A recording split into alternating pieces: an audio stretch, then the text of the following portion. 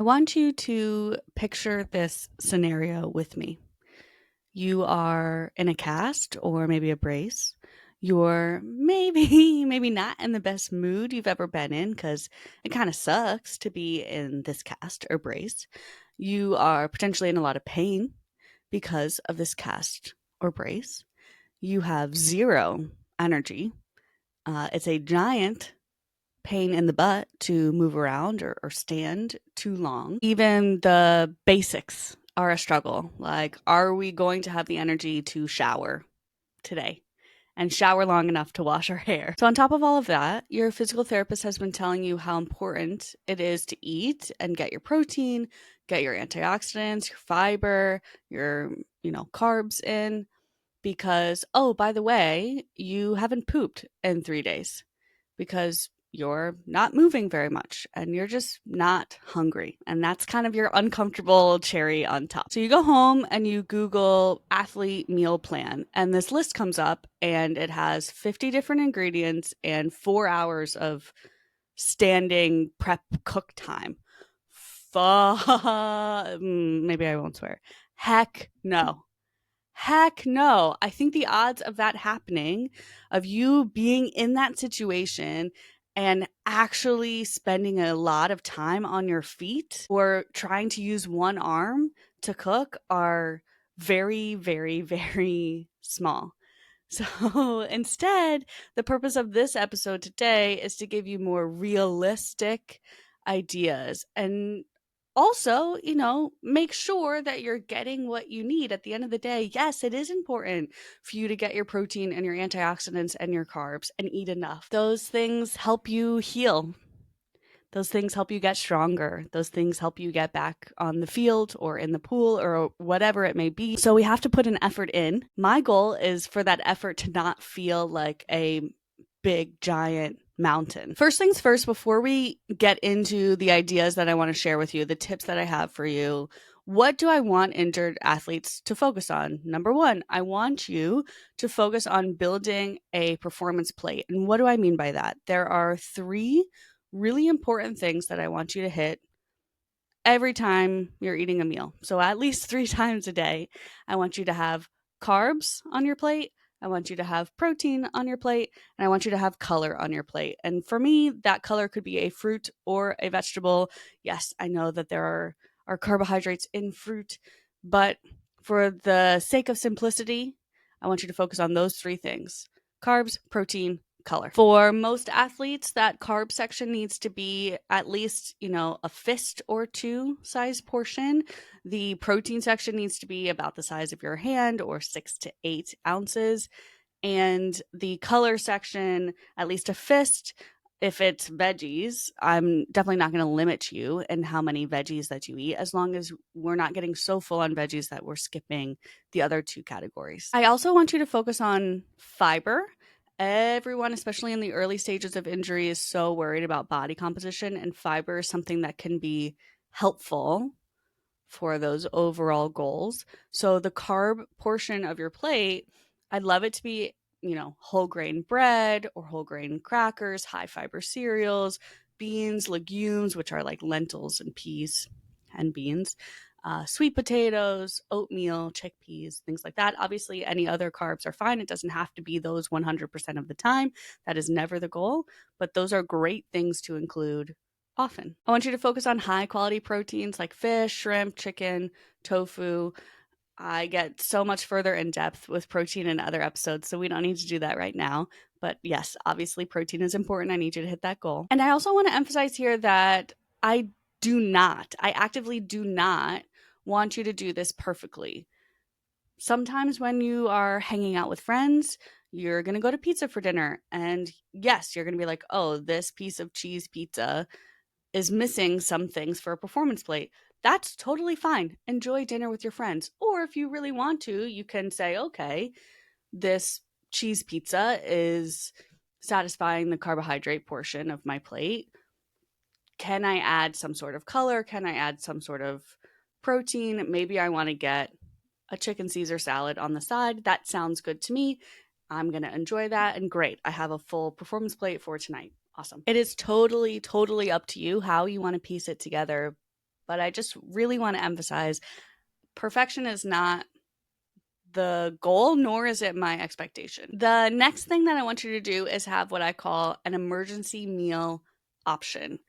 Before we even go into meal planning ideas, I want you to picture yourself at your most stressed, your most time crunched, your worst mood self. Basically, picture yourself at your worst.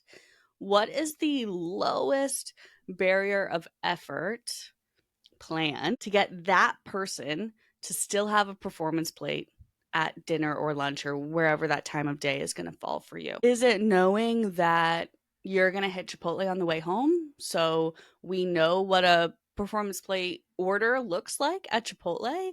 Or is it knowing that you're probably going to DoorDash and we kind of know what our DoorDash options are that include performance foods? Or is it knowing that you're probably going to DoorDash or Uber Eats when you get home and you already know what your DoorDash options are that have performance plate esque type things, or at least performance foods? Kava is a really great option that comes to mind. If you don't know Kava, it's basically a Mediterranean Chipotle. Or is this emergency meal going to be something that is really easy to keep in your pantry that takes less than 10 minutes for you to put together? And the key is that you will always like the taste. You cannot have an emergency meal that is like not exciting to you taste wise, because again, if we're picturing ourselves at our worst, you are not gonna reach for that food. You're gonna order something or pick a different option. So for me, currently, I have a frozen quiche from Trader Joe's. That's my backup plan because I love that quiche and it's hitting a lot of goals for me. A lot of times I'll have like microwave rice and frozen stir fry veggies and smoked salmon, which is really easy to keep in your fridge for a couple weeks. And I'll keep that as an option. It's really nice to kind of make it and put some teriyaki sauce on it or some sweet and sour sauce, spicy mayo. Basically, make a sushi bowl. In the past, this option for me has been cereal and a smoothie, and that worked for me at the time and it was great. It is also totally fine because when I bring up this concept, I get this pushback a lot. It is also totally fine if your backup plan becomes your main plan more often than not. The point is, I just want you to think of ridiculously easy and good sounding options before you are hungry, before you are time crunched, before you are stressed. Okay, now that we know what roughly should be on our plate, we know those 3 categories we want to hit at every meal, and we hopefully have an idea for a backup option for when life starts life in. Let's talk about 5 meal planning tips. Number 1, I do not want you to eat the same thing every single day. Maybe that works for you. I think that for most people that's pretty boring and they get pretty tired of it. But I also don't want you to have to prep 5 different options. Then we're back to that original scenario where you're going to spend 2 hours in the kitchen, and that's just not reasonable for a lot of you guys. So I want you to start with 1 or 2 main ingredients, and we're going to switch it up day by day with sauces. So then you don't have to eat the same thing every day, but we're just making a batch of chicken on a Sunday, or we're making a batch of rice, or whatever it may be. So let's talk about an example. Usually, the way that I think about this is I pick the protein because that's usually the best thing to prep. Everything around that can be pretty easy to add. So I pick the protein that I want for the week, and then I think about, quote, where in the world do I want to travel with those ingredients? For example, let's say that I'm going to make a pot of rice and I'm going to buy a rotisserie chicken. You could even take the prep out of this and get microwave rice and buy a rotisserie chicken.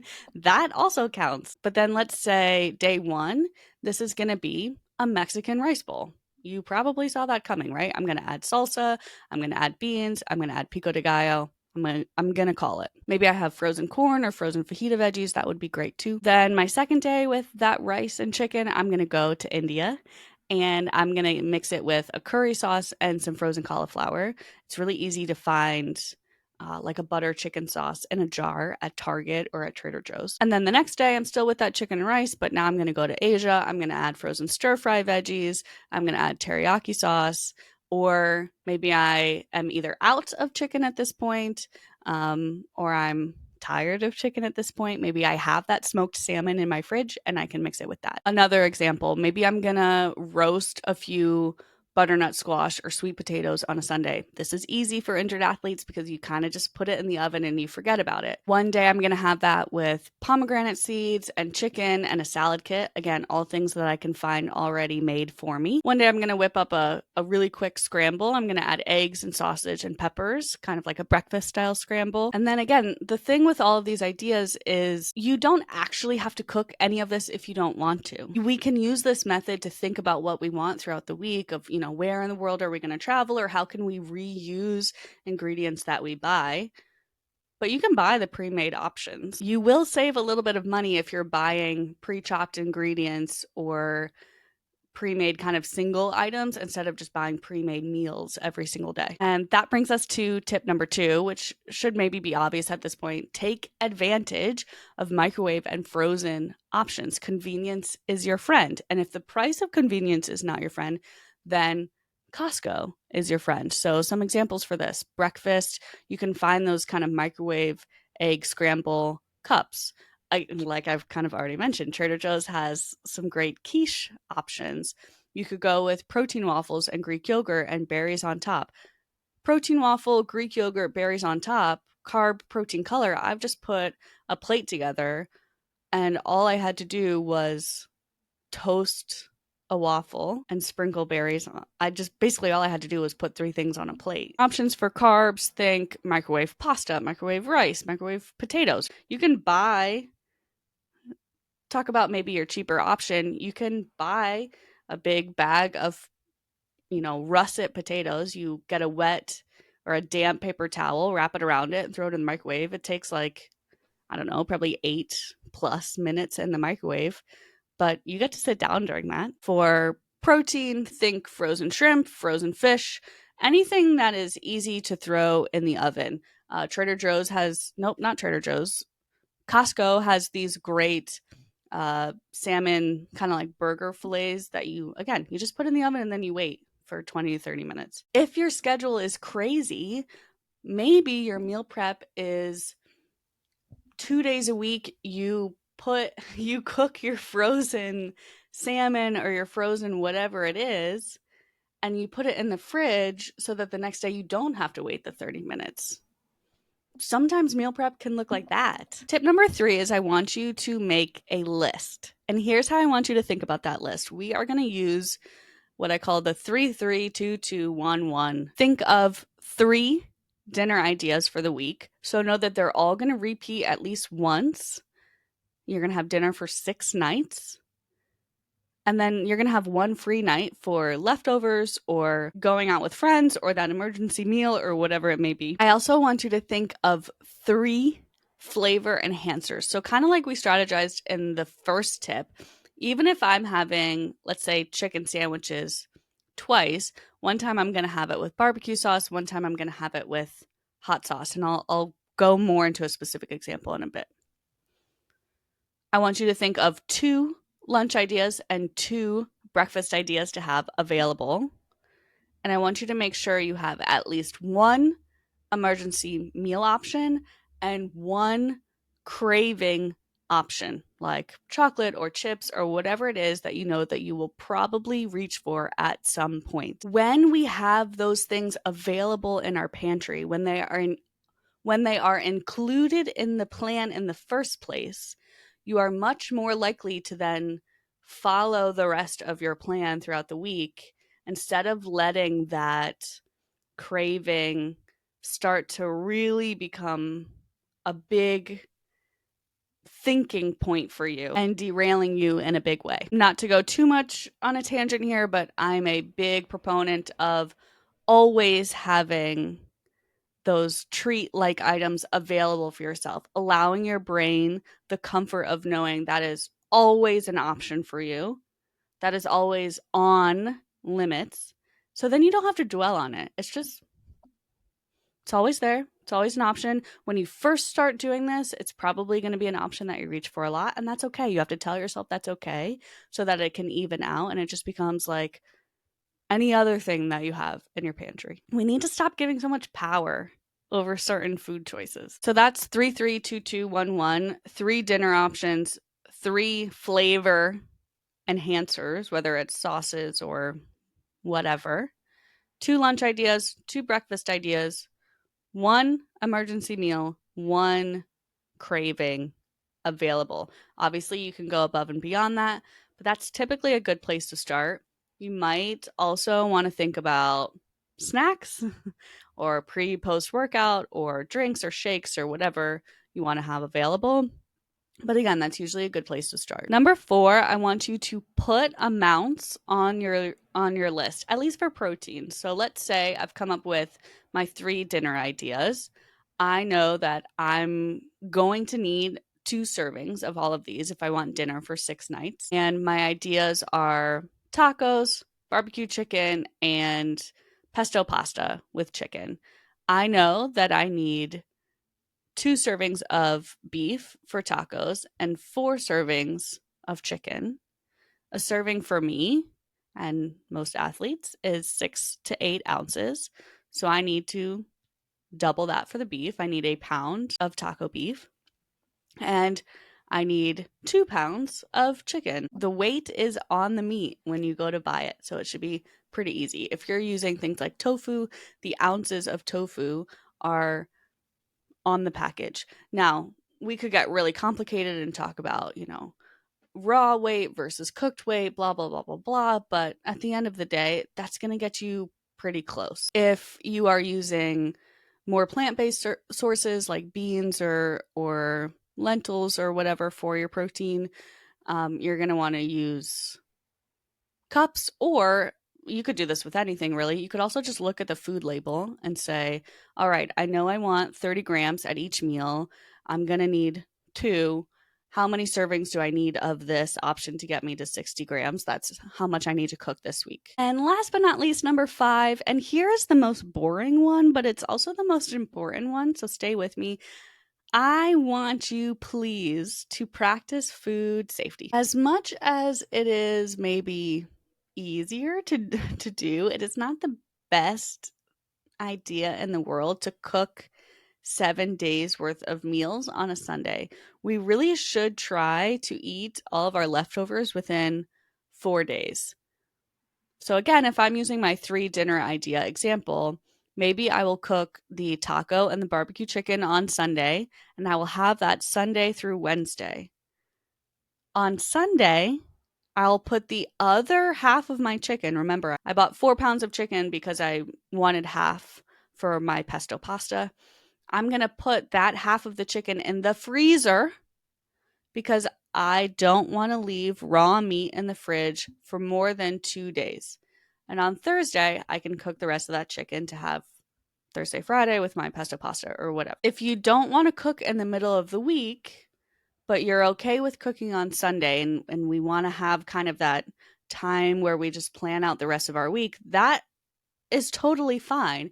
I want you to cook 4 meals on Sunday and then have Thursday, Friday, or Saturday be those easy to heat frozen options like that frozen salmon or the microwave baked potato or whatever, or any of your emergency meal ideas or your takeout strategies. Also, after you cook, please let it cool on the counter before putting a lid on the container and putting it in the fridge. We want to cool it without the lid on because we don't want the water condensation or, all those water droplets that are on the lid there, because water helps bacteria grow. We don't want to just put a bunch of or allow for a bunch of water in our food containers. We also don't want to put super hot food in our fridge and potentially drive up the temperature of the whole fridge, maybe putting other foods in our fridge at risk. There is something, this is a food safety fun fact for you. There is something called the danger zone. The danger zone for food is anything between 40 and 140 degrees Fahrenheit. That is where bacteria can thrive. So your fridge should always be below 40 degrees Fahrenheit. And anytime you're cooking or heating food, it should always get to an internal temperature above 140 degrees Fahrenheit. And then when it's sitting in the middle, that is where it's at the highest risk. I could go on and on and on about food safety and other rules, but we'll just leave it there for now. My bonus tip for you is I want you to put your fruits and veggies in a spot in your fridge that you can see. Please don't hide them away in your drawers. If you can see them, and especially if they are already chopped and easy to eat, you are much more likely to actually eat them, to actually use them before they go bad. I am going to share a list of more meal ideas and more convenience ideas over on the blog, so make sure that you go check that out. And bonus, I am running what I call the menu challenge live from September 23rd to September 27th. It's a totally free program. For a week, you can join the challenge with me. You'll get access to 3 modules that help you learn how much you need, how to do it, and then we create a meal plan just like this together. There's also a group chat where you can see what meal ideas other athletes are coming up with. It has been really, really fun to do in the past. So I'm going to invite you to join the menu challenge with me September 23rd to September 27th. The link to that is in the show notes. And then share your meal ideas with us. Share what has worked for you. Ask your questions as well. I'm going to have an Instagram post for this episode, and we can fill that comment section with meal ideas. I think that would be awesome. Happy fueling, and I hope you found this episode helpful. And food safety, it matters. It matters.